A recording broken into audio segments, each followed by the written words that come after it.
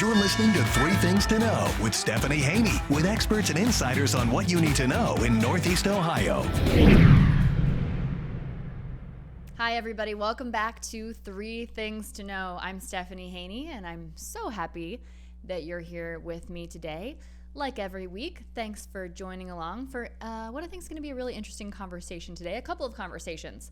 Today, I'll be talking about cryptocurrency with two different experts, and this is kind of a elusive concept. So just at the most basic level, cryptocurrency is digital tokens, and they have value, basically because people say that they have value, and you can use them to buy things online, actually also in person in some places, and you can use them to exchange money person to person. You can also hold on to them as an investment strategy.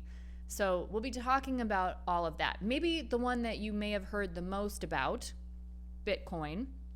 If it wasn't the first cryptocurrency, it's definitely the first mainstream, well-known cryptocurrency. But there's been a lot of change in the space over the last decade or so, and now there are some other cryptocurrencies on the scene. Two big ones that you may have heard a lot about are called Ethereum and Dogecoin. Dogecoin actually was created, you'll hear this a lot today, as a joke. And it's kind of based on a meme of a Shiba Inu. That's a kind of dog. And it's just, but it's around, and we're definitely talking about it. So that's the point about talking this today, is to sort of give us an overall high-level concept of what cryptocurrency is, what's happening in this space, what some of the drama is, all about that. Here's some fun facts that I found as I was researching this topic. Northeast Ohio used to be quite at the forefront in the Bitcoin space. There was actually a small area in Cleveland Heights that was known as Bitcoin Boulevard. This was back in 2014. There were about 9 businesses that were accepting Bitcoin for things. Now, a couple years after that happened, a couple of them closed. Most of them kind of stopped accepting Bitcoin because it was less exciting. They saw less people coming in and wanting the Bitcoin. But that definitely happened here in Northeast Ohio, and it was quite a big deal in the tech world. Also in Ohio, Ohio became the first state that actually allowed businesses to pay their taxes in Bitcoin. That was short-lived, though, and when there was a change in the office at the Treasury Department, that kind of went by the wayside. But it's something that's been talked about here in Ohio, and it's something that's definitely part of the national conversation right now. So that's why we're talking about it today. So what we're going to do our best with today is to give us all a little bit of primer on what cryptocurrency is, what Elon Musk's problem is with Bitcoin. Not just his problem. A lot of people have some environmental concerns, which was a little hard for me to wrap my mind around because we're talking about a digital currency, but we'll get into that. Why you see Tom Brady with laser eyes in his Twitter profile pic, and what the heck NFTs are. I know that maybe kind of sounds like it came from out of left field, but NFTs are tied to this cryptocurrency space. So we'll be talking about that. So in a little bit, we'll talk with crypto and tech professional Joshua Holmes. He is of the company Lightspeed Hosting. That's a company right here in Northeast Ohio. And before we get to him, though, first, we will talk with Northeast Ohio native and fellow Ohio University Bobcat alum, Kaily Buemi. Now, she works with a Bitcoin financial services company that really kind of caters to people who are entering this space. So let's bring her in right now. Kaily, thank you for being here today on the Three Things to Know podcast. Thanks for having me, Stephanie. I'm super excited to be here. Now, this is very confusing, the Bitcoin space specifically, for a lot of people. We're going to talk to you specifically about Bitcoin today, and we'll get into maybe how that differentiates from cryptocurrency in just a minute. But can you just explain for the people, because you'll do it a lot better than I could do, what exactly it is that you do in the Bitcoin space? Yeah, so I'm actually an executive assistant. So I help the executives at a financial services company that is native to Bitcoin. It's called Unchained Capital. We offer a variety of services, including multi-signature vaults to store your Bitcoin, which is an added layer of security, lending options, and then a concierge onboarding service to assist you along the way. Because a lot of people coming into the space, they are unfamiliar with these processes of kind of taking your self-sovereignty and becoming your own bank. So there are people that can help walk you through. It's a little bit more comforting when you have somebody kind of holding your hand through these early on stages. And that's what we're here to talk about, is sort of people who are interested in maybe dipping their toe into this space, which haven't necessarily been looking into it, too much. So you're really the perfect person to talk to. Now, when we were talking before our interview here, you pointed out something to me that I wasn't necessarily aware of. There is a real differentiation happening right now between Bitcoin and the term cryptocurrency. So can you talk to me about that? Yeah. So the basic answer there is cryptocurrency is digital money. It's stored on a public ledger. So Bitcoin is a cryptocurrency. It is the original cryptocurrency. I would argue that it is the only intrinsically valuable currency, which is due to its hard-coded digital scarcity at 21 million. And it's proven case as a store of value. So you have a lot of benefits to Bitcoin because of the amount of time that it's been around. It's only been around, right, since 2009 and the first transaction in 2010. So we're talking about a little over a decade. However, it is the oldest of all of the cryptocurrencies. So it has the most time to be vetted out. And cryptocurrency, just for those who maybe are hearing this and are like, I still don't know what a cryptocurrency is. It is a medium of exchange, right? Think of it like the US dollar is a medium of exchange, but it's digital and it uses encryption techniques. So like hard coding that's stored electronically on a blockchain. And that controls things like the supply, which can be coded into the blockchain. And it is also used to verify transactions. So think of it like a history bar. When you open your internet up and you look at your history bar, you can see like all of the sites that you've ever been to. That's essentially what a blockchain is. Okay, so that's what's keeping track of these transactions. We're going to be talking more about the blockchain a little bit later. We have another guest joining us in just a bit, so we'll be getting all to the nuts and details about that. So if you're hearing blockchain right now and you're thinking, don't worry, we're going to get to it, okay? But what I do want to talk about with you right now is, when I think of this space, the Bitcoin space, I wonder right now, is it an investment that you want to eventually maybe be able to turn into US dollars? Because so often we hear about the value of Bitcoin in US dollars. Or is the point of this to just get rid of US dollars and only be using Bitcoin? What is the point?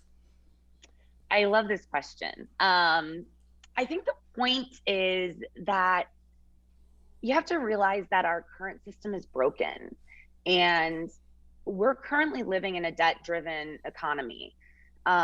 Just some numbers here. In October of 2020, the total US debt was 27 trillion. It was over 27 trillion. And that puts us at a 139% debt to GDP ratio.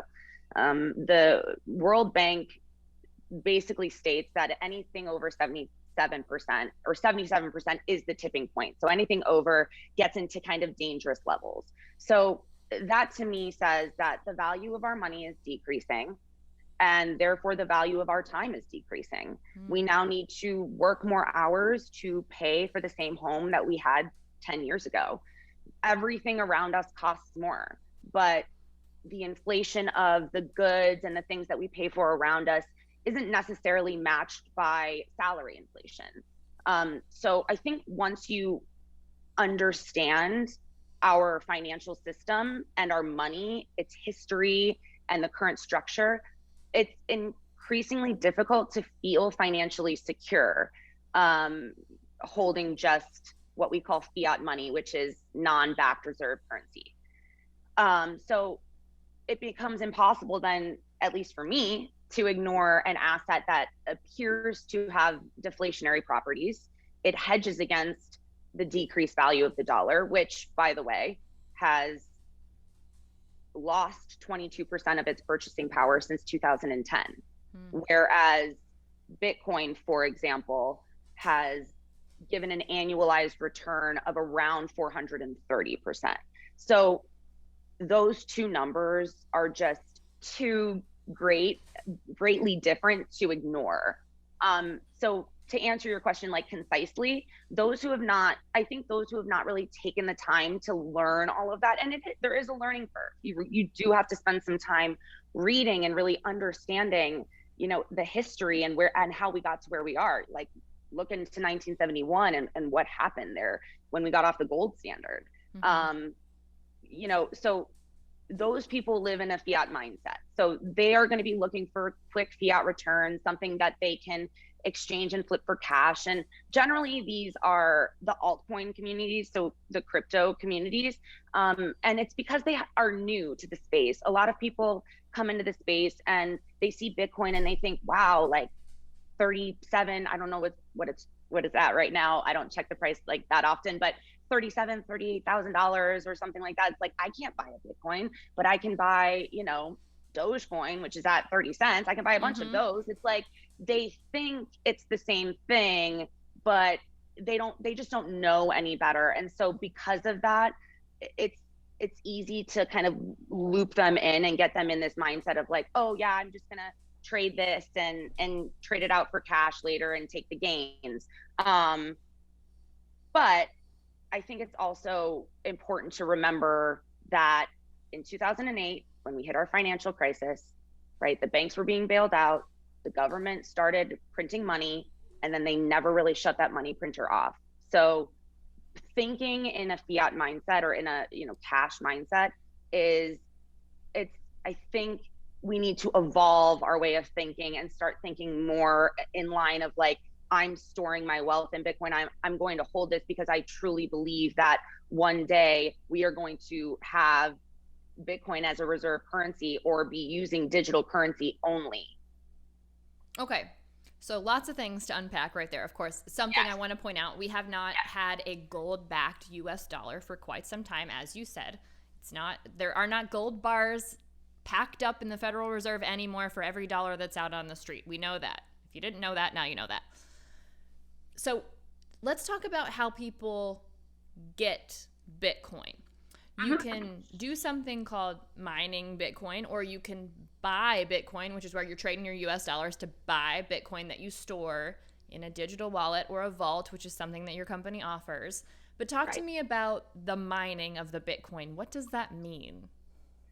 So I'm not a miner, so I can't really speak to all of the technical details, but essentially miners are, they're using computing power to kind of run hash rates and they're approving and validating transaction blocks. So if you have somebody coming on that's going to talk about a blockchain, they can describe that chain of blocks, but miners assist with that, right? They assist with building out those blocks.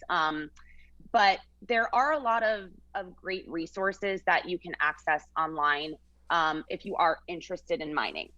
I would just caveat that with a couple of things. Because of the computing power now needed to effectively mine, and that comes along with the halving rate of Bitcoin, which is every 4 years, and we are 12 years in. So I think we've had 3 halvings, if I'm not mistaken, or maybe 2. So I think it's actually only been 2. No, 3. So we've had some halving. So every time you have it, you get less Bitcoin out for every hash. So every time there's a halving, it's going to require more and more computing power. So I'm just going to throw it out there. If you're looking to mine, you're going to need like probably $50,000 to $100,000 just to effectively mine Bitcoin. And at that point, it just becomes better off to buy it directly. Now, there are mining like pools that you can join. There are various ways that you can get into it. And there's a lot of information out there. So, there are other opportunities. You don't just have to like mine by yourself in your basement. There are ways that you can join groups of people that are doing it.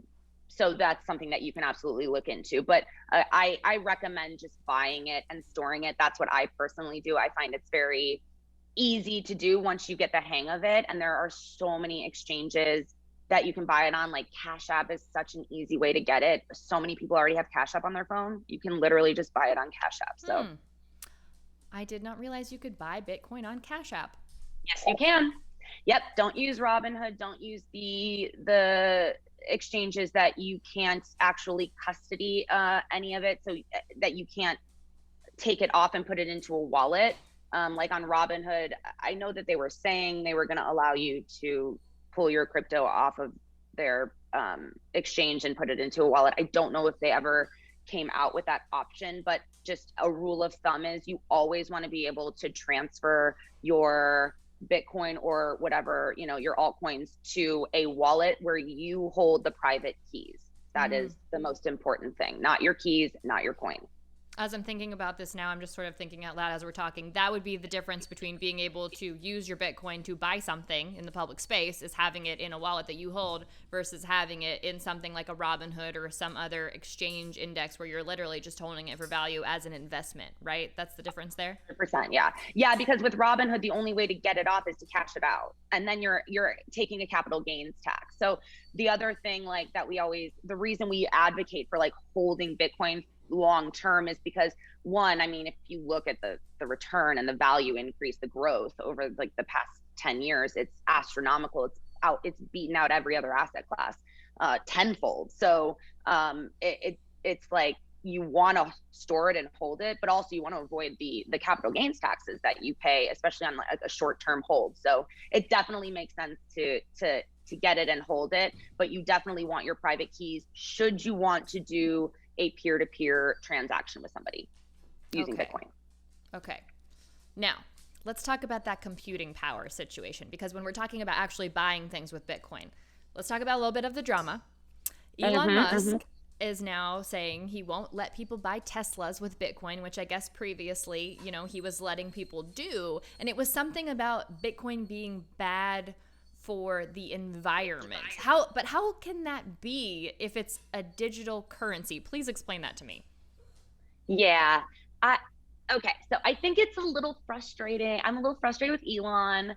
I respect him and everything, but I think that he started making these really polarizing statements about Bitcoin without fully understanding what the community is doing to improve the energy consumption used by Bitcoin. I was in a Clubhouse room. I'm on Clubhouse, which is a kind of like an interactive podcast app.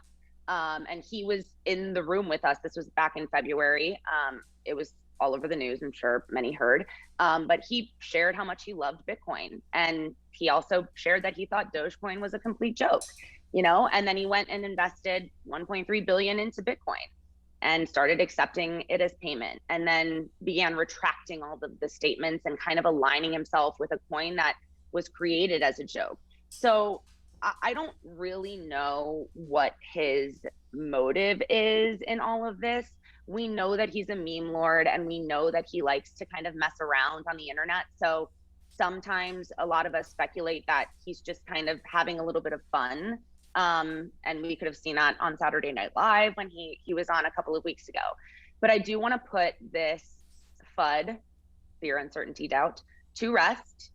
Bitcoin uses energy. Yes, Bitcoin should use energy.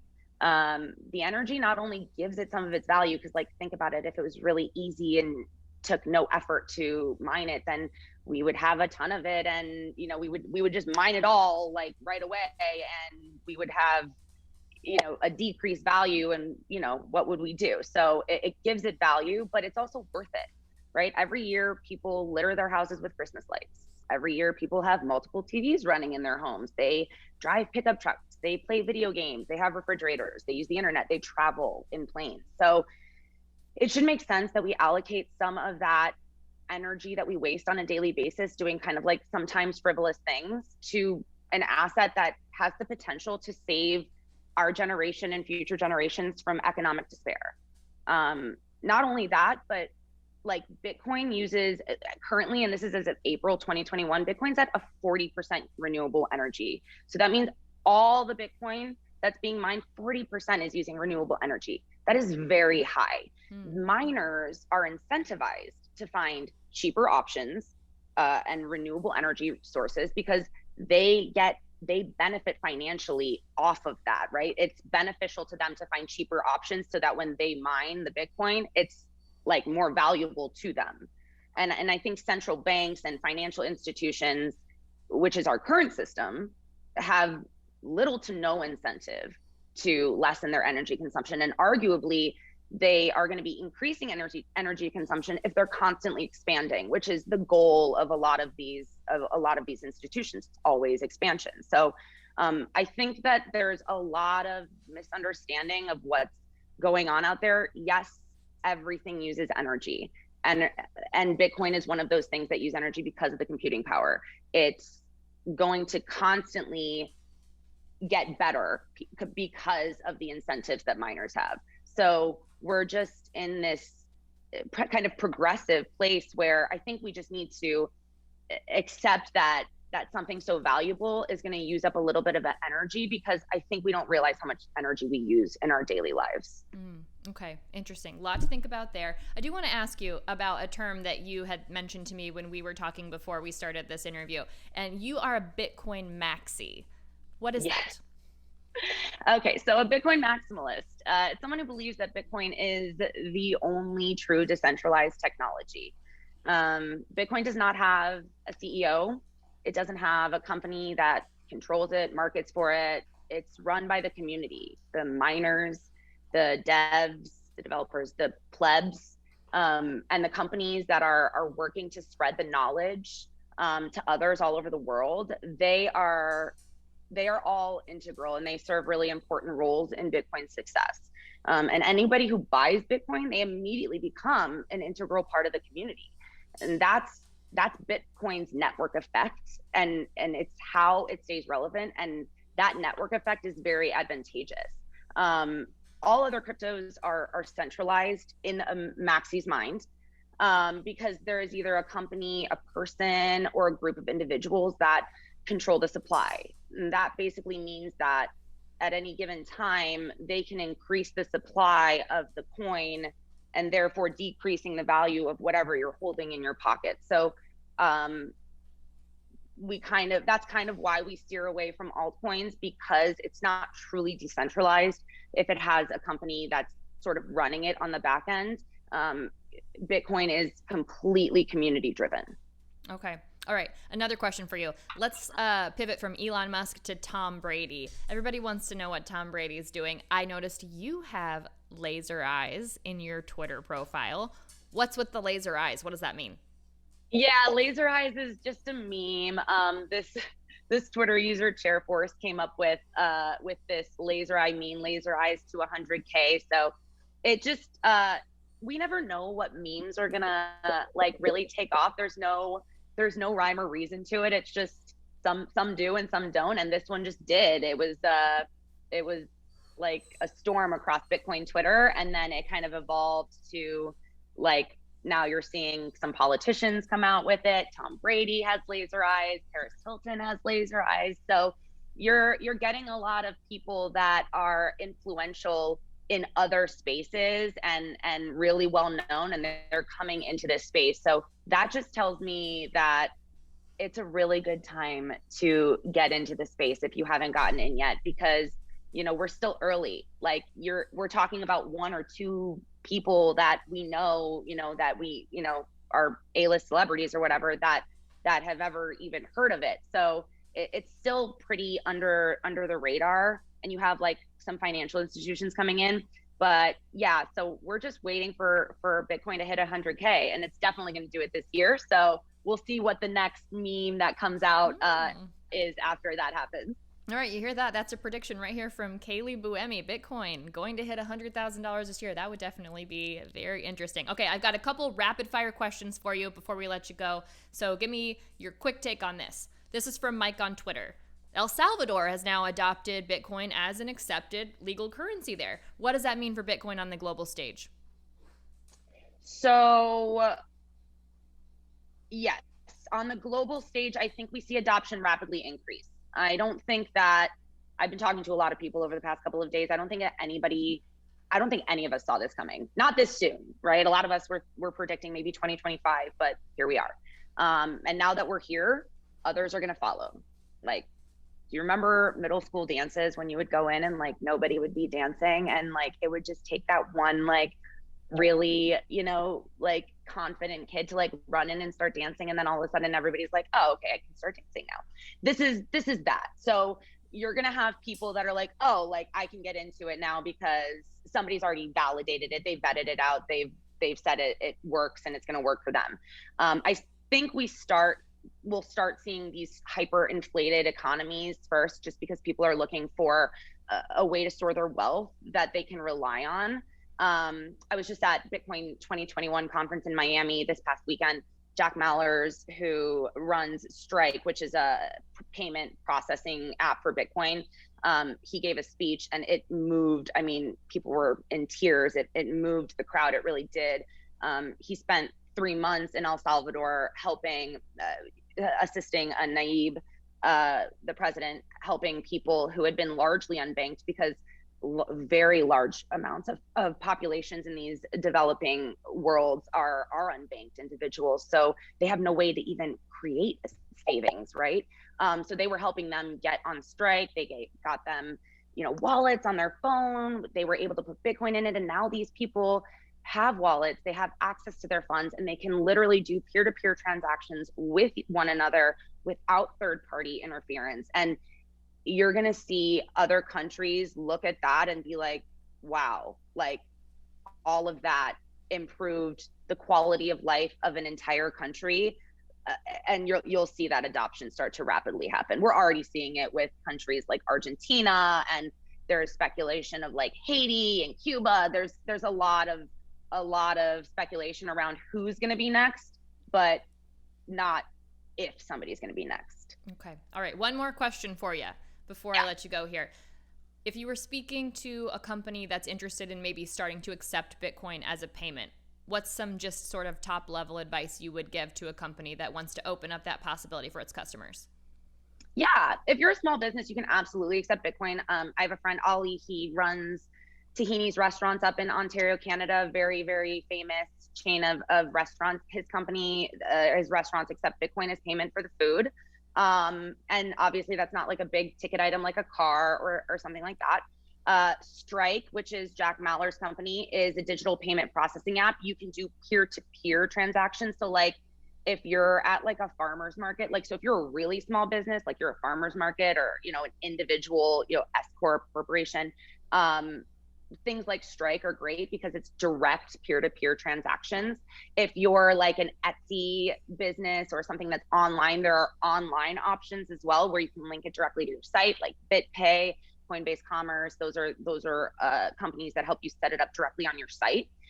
There are a couple of caveats though, just keep in mind, right? Bitcoin is a volatile asset, so the value is going to change rapidly until we hit kind of like that point where we level off. So if you're accepting it as payment, you just understand that the value of the payment will slightly change as you're accepting it. The other thing is payments are irreversible. So unless you trust the party who is receiving the payment that they'll refund you should you need a refund, it is kind of an irreversible transaction. And then the last thing is the capital gains that you pay on Bitcoin transactions. Currently, that is the law.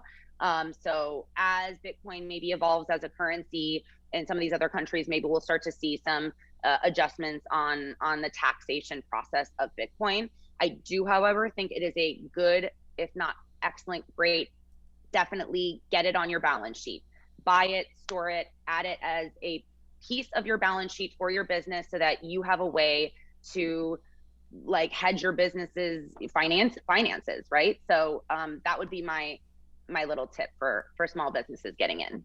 Okay. So much fascinating information from you, Kaily. Such a wealth of knowledge on Bitcoin. Let people know where they can find you if they want to hear more from you. Yeah, you can follow me on Twitter. It is just my name. So it's Kaily Buemi. That's Buemi. I'm sure she'll put the name up there for you guys to see it. And it's the same on Instagram. But of course, Twitter is where all of the Bitcoin news is. So you can head there and feel free to DM me if you have any questions. I'm here. Great. Yeah, I'll have that linked in the show notes so people will be able to find you there at Kaily Buemi. Kaily, thank you so much for making time to talk with us today on 3 Things to Know. I appreciate it. Thank you, Stephanie. I appreciated it so much. Okay, so Kaily, obviously, big believer in the Bitcoin space. Here's a fun fact for you. I had a half of a Bitcoin. and I'm cursing myself now because I sold it. When I was moving from Los Angeles to New York before I came back here to Cleveland, I sold it in just what was a major life liquidation sale. Basically got rid of my car, got rid of all my furniture, most of my things, pretty much everything except for my clothes, and then moved here to the East Coast before coming back here to Ohio. And as part of that, I sold off my half a Bitcoin. Now at the time, I got $500 for that half a Bitcoin. If I had that half a Bitcoin today, I could buy a nice car with it. So there's that little fun piece of information. Yes, I am kicking myself for that, but who knew? Who knew? I guess you could argue that maybe Kaily would say she would have known, but I definitely didn't know.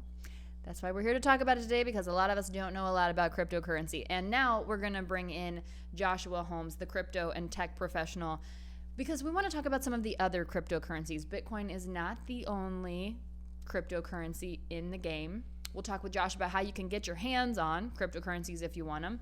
And then we'll talk about the NFTs and sort of the way these things work with the blockchain, which we mentioned before, but now we'll get into a little bit more detail about how that blockchain works. So let's bring Joshua in right now. Joshua, thank you so much for being here on the Three Things to Know podcast. Thank you for having me. Thank you very much. All right. This area is complex. Before we get started, what am I hearing in the background there? What is that noise? This is one of our data centers here. This is primarily our network operations center. It's our headquarters, but the servers are very loud here, even outside the room. Okay. So it's fun. We if it wasn't for noise canceling headphones, I think we'd all go crazy here. All right, so that's literally the whir of your work happening that we're hearing that in the background. So yeah. Everyone take note of that. So with that, I'll ask you, Joshua, can you explain what exactly it is that you do in the cryptocurrency space? Yeah, absolutely. Yeah, we're involved really more on the hardware side. Everyone's talking about mining right now, and I'm sure we'll talk about it today. Mining's a hot topic, but 3-4 years ago, it was kind of a hobbyist community. You know, people would have one or two at their house. People weren't housing thousands of these. And what we recognized as a data center provider was that no one's coming up with a solution to house a lot of these. So it was a simple problem, honestly. A lot of people really wanted to have a much larger inventory. And we came up with a system to actually grow and manage very, very large farms of these in a little bit more of a traditional data center way. So we're really more architecting solutions as that space changes and the types of miners change and how big and what they draw changes. We come up with solutions to make sure that those clients can continue growing. All right, I want to just break down what mining is. And when you talk about the things that you're housing, the thing that we're hearing that's making that noise in the background right now, that's just like, it's like a computer tower, right? Like in the old days when we all had desktops, like what is that piece of equipment that needs to be housed? Well, they're even dumber than your computer tower. They only know one thing and one thing only, and that's how to mine Bitcoin. You can't teach it to do anything else. I can't write software to make it do anything else. The beauty in it is that there's no processor. You just turn it on, right? You just turn it on. And it's got hundreds and hundreds of these little chips that know the Bitcoin algorithm, and that all day long they're doing two functions and two functions only. They're looking for new Bitcoin. And actually the process is simple. I've heard a lot of people try to explain it, and it sounds terrible when you hear it from people who can't explain it, but it's actually really simple. So I was a big nerd as a kid. I loved the Cracker Jack box, decoder rings, right? Where, or those kids that learn Pig Latin, right? To talk to their friends in secret. Like I was that kid. And that's what we call encryption, right? As long as someone knows your key, they could read what you've encrypted. Blockchain uses something very similar called hashing. And these miners are taking every 10 minutes for Bitcoin, every 10 minutes they're taking the transactions that have happened and they hash it. So they take what is readable and they make it unreadable and they store it in the blockchain. So that's one function that they're doing, is they're actually hashing up that data and they're getting an output of it. And that is the end of the block. And then they do things, they do the exact process to the next block. And then the two headers, they compare together and add. And that's how they verify that nothing's changed. Because if you change what you hashed, the end hash changes. Just like if you change the message you encrypted that you sent to me, it's not the same, right?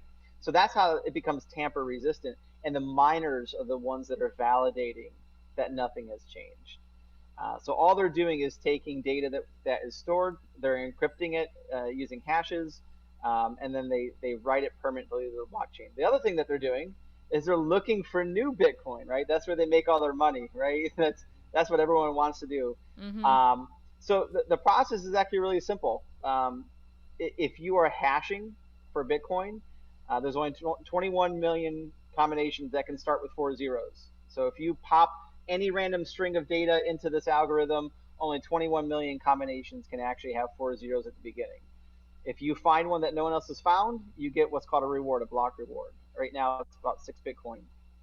That's it. That's all they do, is they're processing transactions and they're looking for new coin. And if you find new coin, you get to keep it.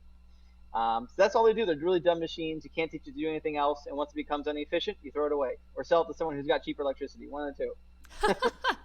Well, there you go. Okay, so we've talked a lot right now about Bitcoin specifically. You're in the cryptocurrency space in general. How would you describe cryptocurrency to someone who is new to the field? Yeah, I think it's important to understand the purpose of it too. I mean, it is digital, right? But anyone could create a digital currency. Facebook has credits, right? You can buy Facebook credits, right? Like anyone could make up a digital currency if they wanted to. The reason why cryptocurrency is important is the first thing, of course, the miners are decentralized, making sure that transactions are valid. So that is important. The decentralization is the biggest piece that started this whole entire movement 12 years ago. And that was they didn't want a centralized government, a bank, any single entity to 100% control the currency. So that was the first thing that they're really trying to solve. And Bitcoin does that really well. There are other currencies besides Bitcoin, but that was the main purpose. And because every single coin that exists relates back to one of those 21 million hashes, it's always unique, right? Whereas think of our currency right now. Only 3% of US currency that you see in a bank account technically exists in physical form. If you buy a stock tomorrow and it goes up 10x what you paid for it, you now own that money in your brokerage account, but it's not real money. It's not like they just printed whatever money you made, right? Like it's all digital money. And so Bitcoin ties that to an actual thing that can't ever increase, right? It can't inflate. You're never going to have more than 21 million. And people were concerned with, if anyone could just print money, where's the value? So Bitcoin fixes that problem by saying, well, there's only 21 million. We've created a scarcity. And those are the two things that Bitcoin, amongst other things, really addresses well. It's not perfect. Nothing's ever perfect. But given what was happening at the financial recession at the time, you can see why there would be a drive for that sort of system. So hopefully that answers it a little. I don't want to talk about like how it works on a blockchain because I don't think they glaze over when you get too technical. Mm-hmm. But that's what it's really trying to solve. And the nice thing is there are use cases that people think it's just a scam, but when you hear some of the use cases, it becomes personal. Like you can see how it's useful for yourself.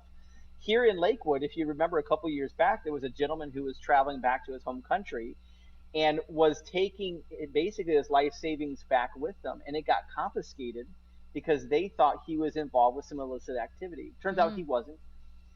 And that happens all the time. There are people who have their homes raided, they never get that money back. Accounts get frozen, if you're part of investigations. The nice thing about Bitcoin and cryptocurrencies is that if you hold the key to the wallet, you are the only entity on the planet that can control your money. And that is the personal use case I think we could all appreciate. Like anyone could relate to how useful that could be. So there's a lot of reasons why I think people, if they really dove in, would find it useful. But I think as time goes on and people try it and they see it, they understand why it's such a simple system just to use. Okay, so a couple things popped into my mind while you were saying that, and I'm just going to say them, and you could tell me if they're ridiculous or if they make sense. So the last thing you said, when you talk about the control of your own money, is Bitcoin kind of like the classic case of the person who pulled all their money out of the bank and stuffed it under their mattress because they were afraid of what was going to happen with our centralized banking system? I love that example. That's a great way to put it. Yeah, like all of our grandpas who had money hiding under the mattress, like Bitcoin would have been their best friend. Okay. All right. You're That exactly makes right. sense Yeah. to me. That sort of like connects some dots for me. Another thing, you talk about the fact that Facebook has credits, right? You can exchange anything for credits. You know, we buy gift cards or things, and those are only valuable at one place. Kind of reminds me of when we were kids, we would play games at an arcade, and we would get tickets. And we could exchange those tickets for toys and like, That's right. you know, stuffed animals and stuff. So the mining is the game at the arcade. And when you win, you get the ticket, which is the Bitcoin. That's right. That's exactly right. You're putting your money in to play the game. You're putting the energy, the resources in, and then you get the reward at the end. That's a great example. Okay. Yeah. Well, thanks. It just popped into my head while we were talking about it. So thanks, Joshua. I appreciate it. All right. So I want to ask you specifically because I know that you also are interested or know a lot of things in the alternative coin space, which we're going to talk about. I want to know how you feel about Bitcoin as sort of the original cryptocurrency, I guess. I mean, is it, if it's not the very first, it's definitely the first mainstream one we've heard about. Yeah. Definitely the first mainstream. You know, I've been in technology for 25 years. I've seen lots of things come and go. I don't think cryptocurrencies are a fad in any way. Otherwise, I wouldn't be doing what I'm doing. But I will say, even in industries that aren't a fad, you know, brands can be fads. You know, in Bitcoin, it has first movers advantage, but so did Sears 100 years ago. So did Nokia in the 90s. And we could all think of Yahoo, right? The first search engine. Like, there's all these things that we, like, if we think back and we can remember that we would have never thought you could dethrone whoever they were, right? And people feel that way about Bitcoin now, but the truth is the role that Bitcoin was trying to fill, the problem it was solving, it's not the only way to solve it anymore. And so right now, it's got really two advantages. First of all, advantage, people think it's worth a lot of money. So self-fulfilling prophecy. If a lot of people think it's worth a lot of money and they keep on dumping more money into it, it goes up. Self-fulfilling prophecy. The other thing is they actually have a really big market cap, and this is a true advantage for Bitcoin. So if I don't have $1 billion, but say I had $1 billion and I wanted to transfer it to you as payment for whatever, there are very few cryptocurrencies big enough where I can just move $1 billion seamlessly. So the fact is there's that much money on the Bitcoin blockchain is an advantage for it. But that won't be the case for forever. As more of these other blockchains continue to get very large and quickly, like Ethereum, Bitcoin's not the only game in town that you can move large sums of money on anymore. And so I do think over time we will see Bitcoin play a smaller and smaller role in the cryptocurrency space. I mean, it may stay around for a long time as a store of value, but as a technological product, it doesn't really offer a ton of stuff that's going to be making it unique for, you know, really for end users past what is already solved. Okay, so you mentioned Ethereum. I just want to cover what some of these other, they call them altcoins, but they're just, you know, other coins in the cryptocurrency space. What are some of the other ones? Well, Ethereum is one that I am a big fan of. Ethereum, if you want to think of it, is a large supercomputer. So instead of just having dummy miners that can do an algorithm, these are actually full-blown computers with graphics cards and a lot of processing power. And you can write an application that then lives on the network and runs. So think of like the Amazon cloud. You know, it is allowing you a platform to run your application. To me, that is a monetary value. Like, I would pay money for that. You got to pay someone. It's got to run somewhere, right? I like projects where they have a realistic service they're offering to the end client. So Ethereum is one of them.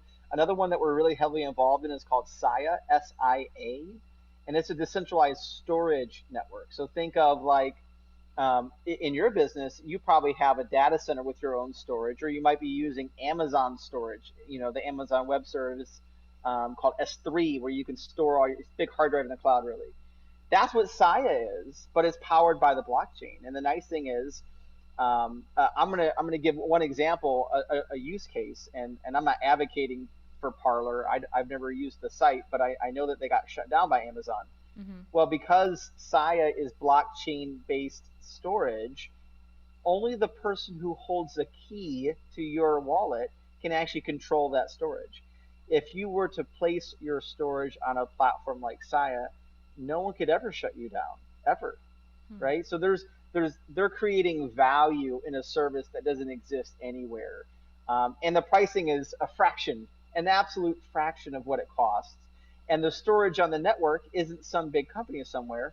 It's millions and millions of computers, like the laptop I'm on right here, where I edit video for a living. I've got 10 terabytes of hard drive storage. I'm only using 1 terabyte of it, right?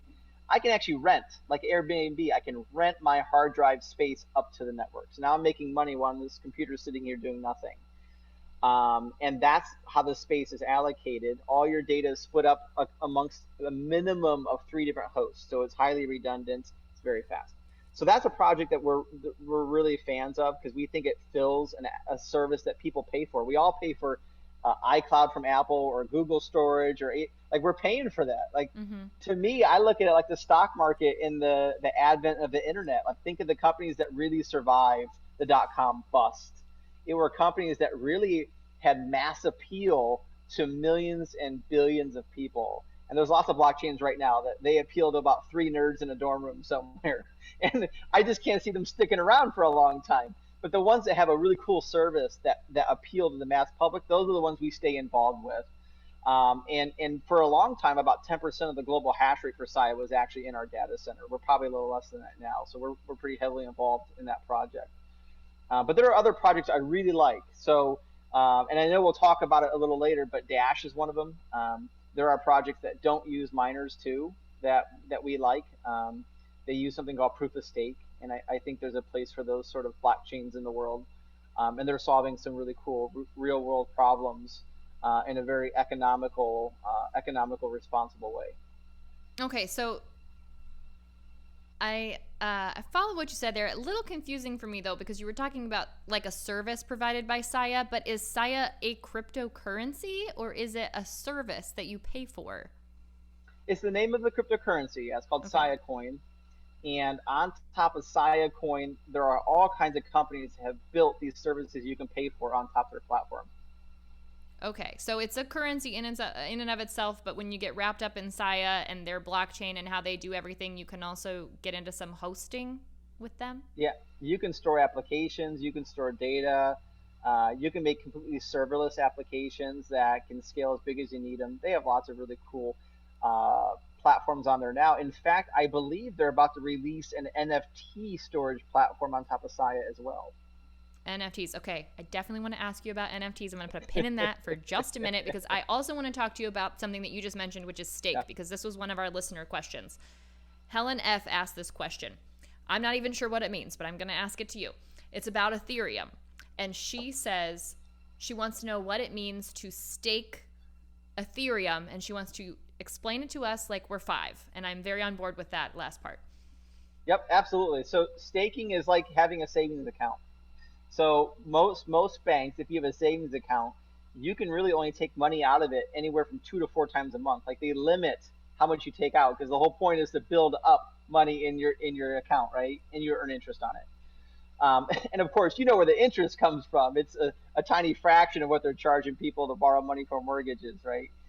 So the banks are getting the good end of that deal. Staking is really similar. So you buy the coin, you own the money, and you stake it on the blockchain. You put it into a type of an account where it just sits and becomes interest bearing, basically. And that account is actually on a computer that's processing transactions.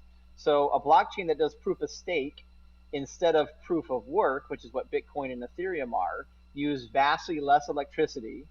And those that buy enough money to stake and they run it on a computer, a server in a data center, whatever it may be, they get the privilege of processing those transactions instead of some miner, which doesn't exist.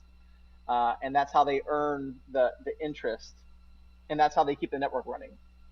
And there's inherent problems to proof of stake and proof of work. There's a reason why Ethereum hasn't migrated to it after nearly 5 years of talking about it. But as with most things in technology, they'll find a workaround for some of those problems. But there are currently proof of stake blockchains already out there. They already exist. They're already in use.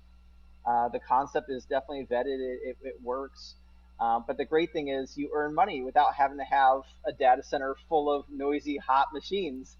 And it's accessible, right? Even if you just own one coin, you could go on to like a staking pool that has enough users on it, because you may not own enough, the minimum requirement to stake, but if you join up with others into a pool and combine your resources together, now you can stake together, and you're earning, sometimes 7, 8, 9% on your money, which is way more than you'll see in any checking account ever. So staking is actually kind of cool. The one thing I always warn people, though, because we do a lot of consulting, with staking, it's no different than a stock that pays dividend, right? You can invest in McDonald's and you're going to get a 4% dividend, and McDonald's has been doing this for so long that you don't worry, right? But you can invest the money into a stock that's paying you 4%, but that stock could be worthless in 3 months when they're out of business. And so, was that dividend really worth it when you lost all your money? You can do the same thing in cryptocurrency. You could stake money in a cryptocurrency and then it loses 40% of its value overnight because some sort of flash crash. It take you years at 7% to earn that money back. So yeah, like high interest sounds appealing, but there's downsides. You still have to treat it just like any other investment and really understand what your money could, what could happen to it if you keep it there for years on end. Okay, interesting. All right. Now I want to talk a little bit more about those machines, like you mentioned, that have to be, doing all this work and all of that. Elon Musk refusing to accept Bitcoin for Tesla. There's probably a lot going on there, but one thing that he's mentioned about it is how it's hurting the environment. So this use of the electricity, is that the thing? Explain that to me. Yeah, I think it's I think part of it's a real complaint. I think part of it is really just for show. He's promoting Dogecoin, but Dogecoin also uses proof of work. It uses miners too, right? So like, talking in one side and hypocrite on the other side. But it is true. I mean, you don't want to make a dirty environment in order to have a cryptocurrency, and Bitcoin does use a lot. But here's my rebuttal on that. It is true. I mean, these cryptocurrencies, mining does take a lot of electricity. A lot of it is actually renewables. People don't know that. A ton of it, especially everything in southern United States, a lot of it's on solar. In China and Canada, a lot of it is on hydro. There's a ton of the industry that's using renewable sources and has been for a long time. But I would counter that with this. Has anyone ever said to the traditional finance system, you use too much fossil fuel? I mean, the traditional finance system globally uses way more than cryptocurrency, and no one's ever said, well, they're putting a lot of pollution into the air, right? But it's become a criticism of Bitcoin because people say it, and then people think it must be that bad. But truly, the amount of electricity that Bitcoin's using is a fraction of the traditional banking system. I would also say this. The other thing is, like, same thing with electric cars. Tesla. Well, someone's got to generate electricity for the electric car to run. What if they're using coal? Well, now you know better than having a fossil fuel car. Well, why don't we start putting pressure on people who are producing electricity? How about that? Versus the people using it, because you don't have a choice what you're using at your home, right? Like, interesting. If they produce it on natural gas in your area, that's what you're getting. It's not your fault. You still have to use electricity. I think we need to have reform on how suppliers are producing their electricity versus complaining about those who are using it. Because if you had more people producing on renewable energy, this isn't a conversation. It has nothing to do with how much you're using it. It has to do with how you allow people to make it. That is a fascinating point. Now, I want to transition the conversation to, is it Dogecoin? Dogecoin? How do you say it? Is it? I've been saying it Dogecoin. I think it is Dogecoin. I don't really know. Okay. But I think Doge is right. All right, well, we'll just say Dogecoin because that's how I've been saying it. Whatever. So you talk about these different currencies, and Elon Musk is kind of into Dogecoin. My question here is, it depends on like what you want to do with your cryptocurrency, right? So I bought some Dogecoin because it was like 30 cents, right? And with the other cryptocurrencies out there, Bitcoin, Ethereum, those are valued compared to the US dollar at a lot more. Now, are they past the point of people getting into these as an investment strategy? I don't think so. I would compare it to a stock. Google's a very expensive stock versus a lot of stocks in the stock market, but they have really good returns year after year. if you're getting 30% on a stock that's $1,000 versus 30% on stocks that are $100, you're still making 30%, right? So I'm typically less concerned about the overall cost of a coin and a little more concerned with this long-term value proposition and ability to continue growing over time, because that's really what we all want, is we want more money than we put in, right? Mm-hmm. And so that's generally what I look at. And it is true, what we would call like a small cap token or a coin. Typically, if no one's ever heard of them, and then there's a really big development and they become newsworthy, now all of a sudden people have become millionaires overnight. Just like pink sheet stocks, right? Mm-hmm. If you've ever seen Wolf of Wall Street selling pink sheet stock, I mean, people buy these dirt cheap stocks as they think they're going to make them rich, but the truth is, more of them tend to actually lose you money than to make you money. I will say this about Dogecoin, though. I mean, like or hate Elon Musk, he has a lot of people's attention. And if he's promoting something, whether it's good or bad, people are going to buy into it. So I would tell people that, look, if you're looking for a short-term gain the next couple of years, throw some money in it. Just know you could lose it all, and that's fine. Do I think it's the next world currency? Do I think we're going to be talking about it 15 years from now? Maybe only it's a historical footnote, but I don't think it's going to be a big deal. I mean, the founders of Dogecoin are like, that's not what we're even here for. It was a joke. So I think it's fun if people want to speculate. I mean, we do the same thing in the stock market. I mean, everyone speculates once in a while on something that they think could be the next thing. Look at what's happened with AMC right now and Wall Street Bets, and so this isn't new. But I would tell people, don't mortgage your house and throw it in Dogecoin. I think that's foolishness. But hey, if people want to speculate, more power to them. That's what I'm saying. I'm saying, Elon Musk, do your thing. Send that rocket to wherever you're going to send it with the Dogecoin. Yep. Pay off my student loans while you're at it. I mean, I'm not a huge proponent of Doge, but I hold some. I hold all kinds of stuff. Why not, right? Yeah, why not? Especially when it's cheap like that. If you're going to just play around, right? That's the thing, is it's play money. And make it fun. My good friend, Stephanie, actually, I'm going to shout her out right now. She is very into investing, and she told me, it's only throwing away your money when you cash it out and lose it. That's right. It's only a loss when it's realized. Right? Investment advice that you should not take from Stephanie Haney. Just saying. Just throwing that out there. Okay.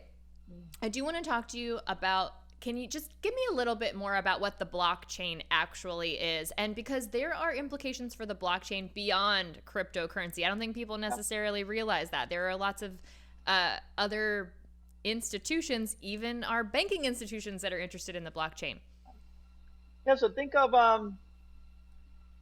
Excel. So I think this is probably one of my favorite examples. So we hear the word in blockchain a lot, block. What is a block? So think of Excel, because we've all opened up Excel, and you can have multiple tabs, right? Each tab would be a block, right? So, or a page in a book, right? But a block is designated by a 10-minute slot. How much can you fit? How many rows can you fill into that spreadsheet in 10 minutes? Once 10 minutes is up, you move to the next tab, right? Blockchain is just a database. That's really all it is. That's all Excel is, right? It just holds data that you choose to put in it. And the nice thing, though, is that if you gave me your Excel spreadsheet, I could change it.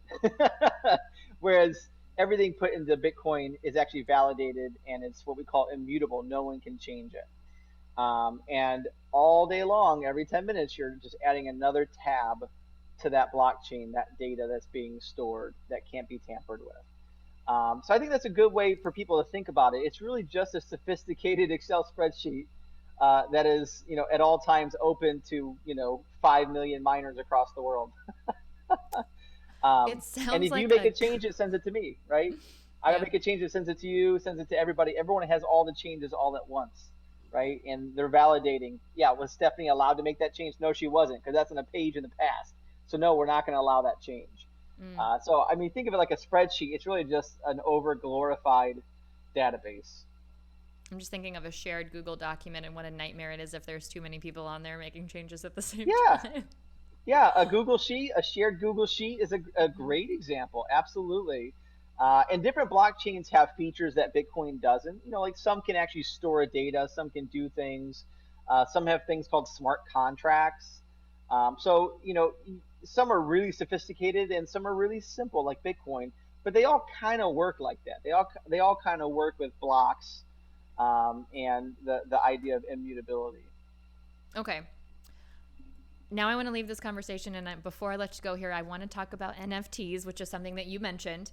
I know that you can pay or buy and sell NFTs with Bitcoin and other cryptocurrencies, but what else does that have to do with NFTs? And we should probably just back that up, and let's just start with what is an NFT.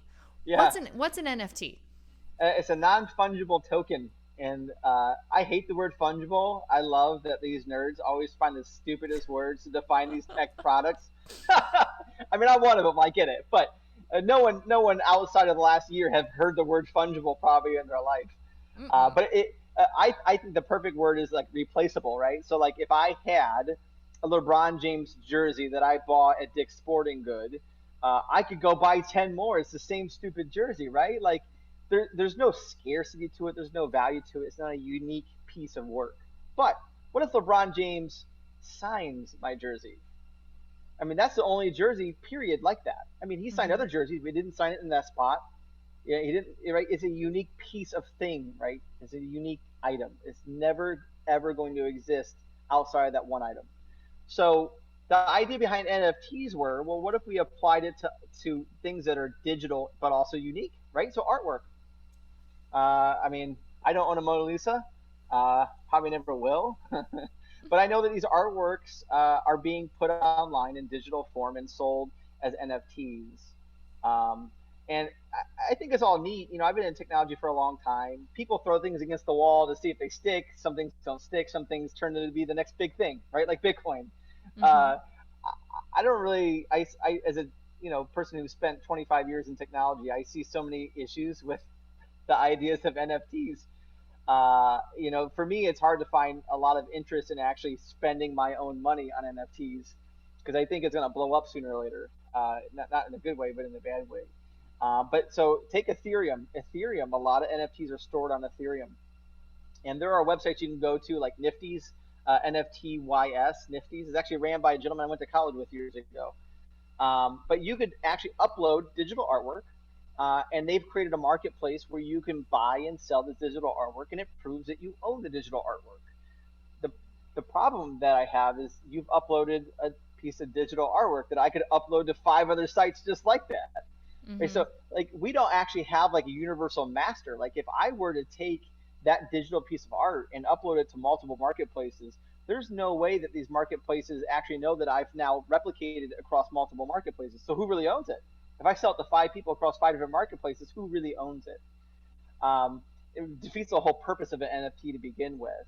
And that doesn't even get into the technical side, which is what happens when a blockchain forks and duplicates the data set now. It's like, who owns the previous data set? Who owns the new data set? There's so many ways that, like, I see people spending millions of dollars on NFTs, and as a technologist, I just think, you'll never get your money back once this blows up because there's too many technological issues with it. And like the same thing with like blockchains and medical. Like I talk about this a lot. Like people try to apply blockchains to every industry under the planet. It's never going to fit every industry, and I just don't see it really being useful in the medical industry. And I think Cleveland Clinic, they're in our backyard. They're the perfect example of why it's never going to be useful. Cleveland Clinic has a $10 million data center, 5 times the size of this office space that I'm in, with more storage than a local podunk community hospital could ever store. With a blockchain, every node has all the data. Well, a hospital in Logan County, Ohio is not going to have a data center big enough to store all the same data that is in Cleveland Clinic. And even if you did like a mechanism where like almost like an index of a book, this data lives at Medical Mutual, this data lives at, right? Well, now we're back to square one, which is the data isn't shared by everybody. The data is still now only kept by certain entities. And so I think there are industries where like blockchain doesn't really fit. It doesn't really make sense. And I feel like NFTs is one of those, medical is one of those. Like with NFTs, like you're better off just having a trusted source that's running a data system that says this is yours and like we're the authority on the thing. And we grew up with that. Like I didn't do Pokemon cards, but I did sports cards as a kid, right? And if you were going to sell one, there was only one place you could find the value. It was called a Beckett. And anyone could start a magazine and price out stuff and tell you what the going value is. But the truth is, it kind of became like the source to find the value of something. And it worked. Like, this is decades before blockchain existed, and it worked. And there was no new Beckett. Like, you couldn't fork and make your own Beckett. Like, Beckett was Beckett. Like, so anyways, I think NFTs are kind of neat.